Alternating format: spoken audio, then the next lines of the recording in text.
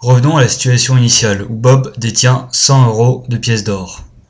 Bob va vouloir déposer ses pièces d'or dans un lieu sûr, une banque. On voit donc les pièces d'or qui passent de l'actif de Bob à l'actif de la banque commerciale. La banque commerciale va donc noter dans son passif que Bob a fait un dépôt de 100 € chez elle. Bob reçoit en contrepartie un reçu de son compte en banque qu'il va pouvoir noter dans son actif ayant une valeur de 100 €. Il y a donc un lien contractuel entre le passif de la banque commerciale et l'actif de Bob. Bob détient alors une créance envers la banque commerciale d'une valeur de 100 € et la banque commerciale détient donc une dette d'une valeur de 100 € envers Bob. Pour plusieurs raisons que je ne souhaite pas expliquer ici mais que vous pouvez retrouver dans les manuels d'économie, il y a eu une volonté de centralisation de l'or détenu par les banques commerciales vers la banque centrale. L'or va donc se retrouver à l'actif de la banque centrale. En contrepartie, la banque commerciale va recevoir des billets de banque émis par la banque centrale. La banque centrale va noter dans son passif qu'elle doit 100 € en contrepartie des billets qu'elle a émis. De cette façon, Bob va pouvoir retirer à la banque commerciale des billets de banque. Dans cet exemple, il en retire pour 30 €. Le dépôt de Bob au passif de la banque commerciale et le compte en banque à l'actif de Bob vont donc se réduire chacun de 30 € et on va voir passer les billets de banque de l'actif de la banque commerciale à l'actif de Bob. Lorsque les talons or étaient en vigueur, Bob, avec ses billets de banque, pouvait retirer son or à la banque centrale. Bob peut donc par exemple déposer 15 € de billets de banque à la banque centrale, qui seront alors détruits avec le passif lié avec ces billets, et Bob récupérera ses 15 € d'or. Bob va à la rencontre de Jean-Ed pour lui acheter 15 € de pommes.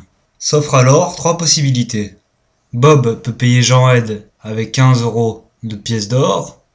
On voit alors l'échange des actifs pièces d'or contre les actifs pommes. Ou alors il peut payer Jean-Ed avec 15 € de billets de banque. On voit alors l'échange de l'actif billet de banque contre l'actif pomme. La dernière possibilité pour Bob est d'effectuer un virement ou un chèque à l'attention de Jean-Ed. Lors de l'acquisition des pommes, Bob va donc voir son compte bancaire diminuer de 15 € et celui de Jean-Ed sera augmenté de 15 €. Dans la colonne du passif de la banque commerciale, on voit donc une part du dépôt de Bob qui change de propriétaire. 15 € du dépôt de Bob vont donc passer au nom de Jean-Ed. On peut constater que trois formes de monnaie ont servi à faire la même transaction. Bien que ces formes de monnaie aient la même liquidité et la même valeur, on peut tout de même les distinguer suivant leur nature. L'or est une monnaie métallique dont la valeur est intrinsèque. En effet, ce qui donne la valeur à l'or, c'est bien le matériau lui-même.